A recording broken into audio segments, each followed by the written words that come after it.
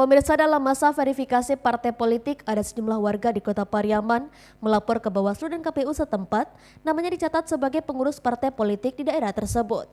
Menurut Komisioner Bawaslu Pariaman, pencatatan nama itu sudah diselesaikan dengan dilaporkan ke partai politik yang bersangkutan. Dalam rapat konsolidasi dengan partai politik dan mitra kerja, Bawaslu Pariaman mengungkapkan adanya laporan dan temuan yang muncul dalam masa verifikasi partai politik di daerah tersebut, diantaranya pencatutan nama sejumlah warga sebagai pengurus partai politik dan tidak adanya KTA partai politik dari pengurus yang ditunjuk. Rapat konsolidasi partai politik menurut Bawaslu Pariaman, selain menyamakan pemahaman, juga bertujuan mengingatkan partai politik masa perbaikan verifikasi habis tanggal 7 Desember ini.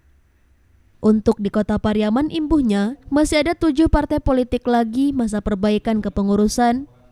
Di antara permasalahannya adalah pencatutan nama sejumlah warga yang menjadi pengurus partai politik tersebut, namun permasalahan itu sudah dilaporkan dan diperbaiki DPP partai politik yang bersangkutan. Pasalnya untuk di Kota Pariaman, kepengurusan sebuah partai politik minimal diisi sebanyak 96 orang.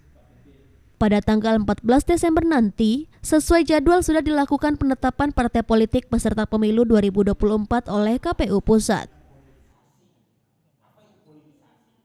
Nanti secara akumulatif data-data yang diinput tersebut disampaikan kepada KPU untuk ditindaklanjuti.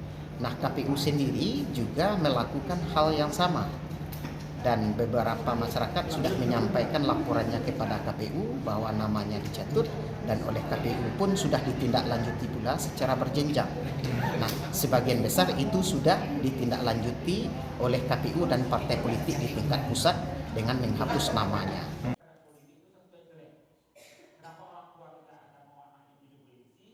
Dari Pariaman, Sumatera Barat, Eka Gus Priyadi, iNews melaporkan.